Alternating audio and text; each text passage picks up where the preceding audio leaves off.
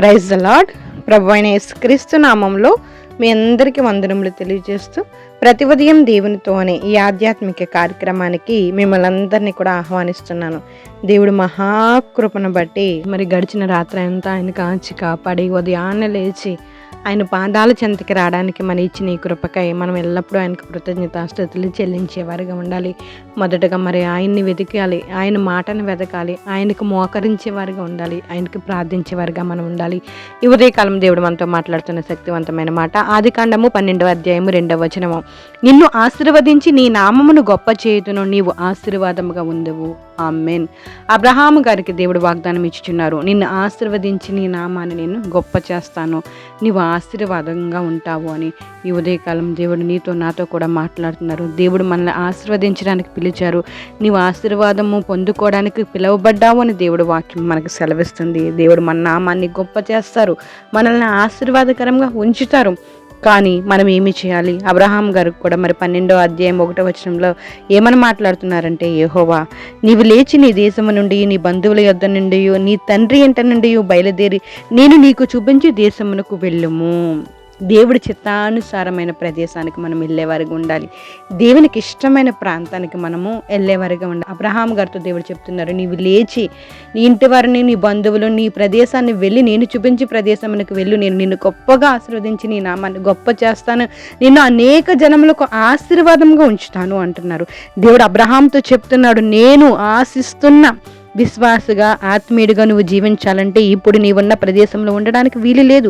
నీవు ఎక్కడ ఉన్నావో అక్కడ ఉంటే నా చిత్తము నీ జీవితంలో నెరవేర్చలేను. నీవున్న దేశము నుండి బయటకు రా. గమనించండి, మన జీవితంలో మనము కూడా దేవుని బిడ్డలుగా, పరిశుద్ధులుగా, విశ్వాసులుగా, దేవునికి అంగీకారంగా జీవించడానికి కొన్ని సందర్భాల్లో కొన్ని ప్రదేశాలు మనకు ఆటంకంగా ఉంటాయి. ఏ ప్రదేశాలు నీవు ఆత్మీయంగా జీవించడానికి ఆటంకములుగా ఉంటున్నాయో అవి నీకు మాత్రమే తెలుసు. ఆ ప్రదేశాల్లో నీవు ఉండడానికి వీలు లేదు. ఒకవేళ నువ్వు త్రాగుబోతు అయినట్లయితే, నీ ఇంటి పక్కన ఒక బారు ఉన్నట్లయితే, నేను త్రాగునను నువ్వు తీర్మానం తీసుకుని దేవుడికి చిత్తానుసారంగా ఉండాలి అనుకుంటే అది వీలు కాదు. ఎందుకంటే పాపం చేయడానికి నీ కళ్ళ ముందే అవకాశం ఉన్నప్పుడు దానిని జయించడానికి వీలు కాదు. కాబట్టి దేవుడు అంటున్నాడు, ఆ ప్రదేశం నుంచి నీవు బయటకు రా. నీ జీవితంలో దేవుడు ఏమైతే చేయాలని కోరుకుంటున్నారో, ఏదైతే ఉద్దేశించాడో, ఏదైతే నిర్ణయించి ఉంచాడో ఆ దేవుని యొక్క చిత్తము నెరవేరకుండా అడ్డుపడే ప్రదేశములు ఏమైనా ఉన్నాయా? ఒక్కసారి పరిశీలించుకొని ఆ ప్రదేశములకు నీవు వెంటనే దూరంగా ఉండాలి. ఆ ప్రదేశంకి వెళ్తే నీవు శోధింపబడి పాపానికి చోటిస్తావు. కావున మరలా నీవు ఆ ప్రదేశానికి వెళ్ళడానికి వీలు లేదు. నిన్ను, నీ శరీరాన్ని పాడు చేసి ఏ ప్రాంతానికి నీవు వెళ్ళడానికి వీలు లేదు. ఏ ప్రాంతంలో పాపం ఉంటుందో, ఎవరిని నీ పాపానికి ప్రేరేపిస్తారో, ఏ స్నేహితులైతే పాపాన్ని పెంచి పోషించే వాతావరణాన్ని కల్పిస్తారో ఆ ప్రాంతానికి నేను వెళ్ళకూడదు. ఒక్కొక్కరికి ఒక్కొక్క ప్రాంతం ప్రమాదకరంగా ఉండవచ్చు. ఈరోజు నీకు ఏ ప్రదేశము నీ ఆత్మీయ జీవితాన్ని పాడు చేసేదిగా ఉంటుందో ఆ ప్రదేశానికి నీవు వెళ్ళవద్దు అని దేవుడు సూటిగా సెలవిస్తున్నారు. నీ శరీరాన్ని మలినం చేసే ప్రదేశానికి, నీ కళ్ళను మలినం చేసే ప్రదేశానికి, నీ తలంపులను మలినం చేసే ప్రదేశానికి, నీ జీవితాన్ని, నీ కుటుంబాన్ని కతలాకుతలం చేసే ప్రదేశానికి ఎంత దూరం ఉండగలవో అంత దూరం ఉండే ప్రయత్నం చెయ్యి. నీ మీద, నీ కుటుంబము, రాబోయే తరము ఆధారపడి ఉంది. నీవు బహు విలువైన వాడివి, విలువైన దానివి.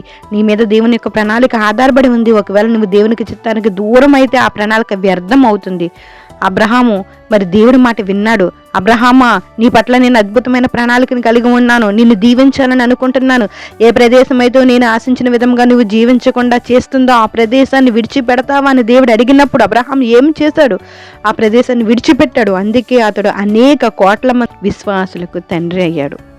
సహోదరి, సహోదరుడా, నీ మీద రాబోయే తరము వారు ఆధారపడబోతున్నారు.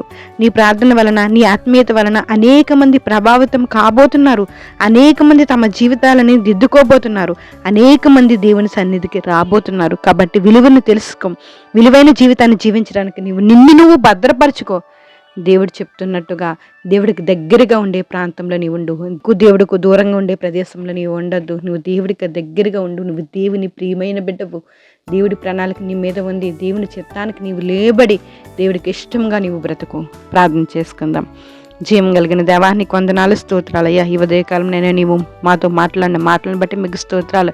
ఇదిగో నేను నిన్ను ఆశీర్వదించబోతున్నాను, నువ్వు అనేక జనములకు ఆశీర్వాదకరంగా ఉంటావు అని మీరు మాట్లాడుతున్న మాటలను బట్టి మీకు స్తోత్రాలయ్యా. ఈ ఉదయకాలం ఎవరైతే నేను ఈ మాటలను నేను అంగీకరించినైనా మీ కొరకు నేను జీవించాలని ఆశపడుతున్నారో అట్టి వారందరినీ జ్ఞాపకం చేసుకుని ఆశీర్వాదకరంగా ఉంచండి ప్రభువా.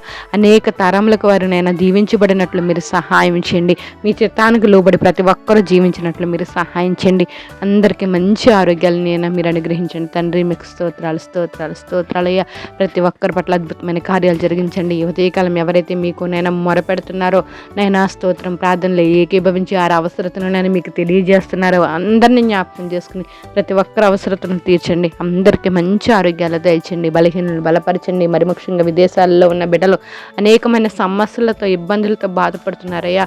ఒక సహోదరి ఇంకనైనా దేవాస్తోత్రం ప్రార్థన అవసరత కోరి ఉంది. చాలా ఇబ్బందికరమైన పరిస్థితిలో ఆ బిడ్డ అక్కడ ఉన్నదంటే ప్రభువా. ఇంకనైనా యేసేపు గారు ఎలా అయితే యజమానుడు కటాక్షం పొందుకున్నాడో ఆ తల్లి కూడా నైనా వారి యజమానులు కటాక్షం పొందుకుని నైనా దయను పొందుకుని అక్కడ మంచిగా నైనా ఉండినట్లు మీరు సహాయం చేయండి. బిడ్డ కారుస్తున్న కన్నీటిని చూడండి, వేదనను చూడండి. ఆయన బంధింపబడిన వారిని విడిపించి దేవుడి కథ తండ్రి ఆ బిడ్డని విడిపించండి అయ్యా. దేవాస్తోత్రం అక్కడ వాతావరణం నైనా సమాధానంగా ఉండినట్లు మీరు సహాయం చేయండి తండ్రి. ఇంకా అనేక మంది విదేశాల్లో ఉండి నేను బలహీనతలతో ఉన్నారయ్యా, జీతాల రేఖ బాధపడుతున్నారు. అటు వారందరినీ జ్ఞాపకం చేసుకుని కాపుదల కృప అనుగ్రహించండి తండ్రి. ఈరోజు ప్రయాణాలు చేస్తున్న ప్రతి ప్రయాణాన్ని జ్ఞాపకం చేసుకోండి ప్రభా. ఈరోజు పుట్టినరోజులు పెళ్లి రోజులు జరిపించుకుంటున్న బిడ్డలను జ్ఞాపకం చేసుకోండి తండ్రి. మరొక సంవత్సరం కూడా నైనా మీ దయా కిరీటం వారికి ధరింపచేసి ఉన్నందుకు మీకు స్తోత్రాలయ్యా తండ్రి. మీ మీద ఆధారపడి వారు జీవించినట్లు మీరు సహాయం చేయండి తండ్రి. మీకు వందనాలు. గర్భఫలం కోసం ఎదురు చూస్తున్న బిడ్డలను జ్ఞాపకం చేసుకోండి. గర్భఫలం ఇచ్చిన బిడ్డలకు నెల నిండేంత వరకు మీకు ఆపుదల కృప అనుగ్రహించండి. చండి బిడ్డలని యవన బిడ్డలని జ్ఞాపకం చేసుకోండి అయ్యా. అందరికీ మంచి ఆరోగ్యాలు దయచేయండి. డిఎస్సికి ప్రిపేర్ అవుతున్న బిడ్డలను జ్ఞాపకం చేసుకోండి. తెలుగుతో జ్ఞానంతో నింపండి. అనేకమైన కాంపిటేటివ్ ఎగ్జామ్స్కి ప్రిపేర్ అవుతున్న వారిని జ్ఞాపకం చేసుకోండి అయ్యా. యవన బిడ్డలను జ్ఞాపకం చేసుకోండి తండ్రి. చండి బిడ్డలను జ్ఞాపకం చేసుకోండి. వృద్ధులను జ్ఞాపకం చేసుకోండి. రైతుల విషయంలో కార్యాన్ని జరిగించండి అయ్యా. అంగ వాతావరణాన్ని అనుకూలపరచండి తండ్రి. వారు చేస్తున్న పంట నూరంతల ఫలం పొందినట్లు మీరు సహాయం చేయండి తండ్రి. వ్యాపారాలు చేస్తున్న వారిని దీవించండి, ఆశీర్వదించండి. మొదట నీ స్థితి కొద్దిగా ఉండినను తుదకు మహాభివృద్ధి పొందుతావనే వాగ్దానం నెరవేర్చండి ప్రభా. ఎవరు ఏ చేతి పని చేసుకుంటున్నా ఆ చేతి పనిని బట్టి నేను శ్రద్ధ కలిగి వారు చేయనట్లు మీరు సహాయం చేయండి. ఉద్యోగాలు చేస్తున్న వారిని దీవించండి, ఆశీర్వదించండి ప్రభా. నేనైనా మీ అందు భయభక్తులతో జీవిస్తున్న ప్రతి వారి పట్ల అద్భుతమైన కార్యాలు మీరు జరిగించండి. ప్రతి ఒక్కరు మీకు లోబడినైనా భయంతోని భక్తితోని జీవించినట్లు మీరు సహాయం చేయండి తండ్రి. మీకు స్తోత్రాలు. మా నోటి మాటలు హృదయ జ్ఞానం మీకు అంగీకారంగా ఉండినట్లు మీరు సహాయం చేయండి. ప్రతి ఒక్కరూ మెలకువ కలిగినైనా మీ మీద ఆధారపడి జీవించినట్లు సహాయం చేయండి. ఈ ఉదయకాలం ప్రార్థన లేకపోతున్న ప్రతి ఒక్కరిని మరొక్కసారి దయతో జ్ఞాపకం చేసుకుని వారి యొక్క ప్రతి అవసరతను యేసు నామములో తీరుస్తారని ప్రతి బిడ్డలను మీ పాదాలకు అప్పచెప్తూ సమస్త గంత మహిమ ప్రభావాలు మీరు పొందుకుంటారని ప్రభువుని యేసు నామములో అడిగి వేడుకుంటున్నాం మా పరమ తండ్రి. Amen amen. God bless you all. దేవుడు మిమ్మల్ని దీవించి ఆశీర్వదించును గాక.